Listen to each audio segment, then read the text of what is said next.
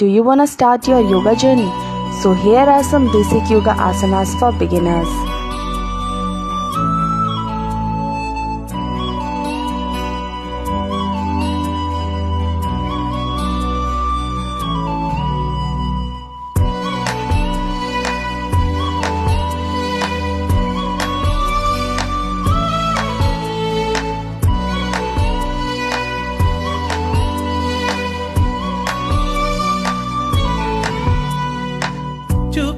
చూపే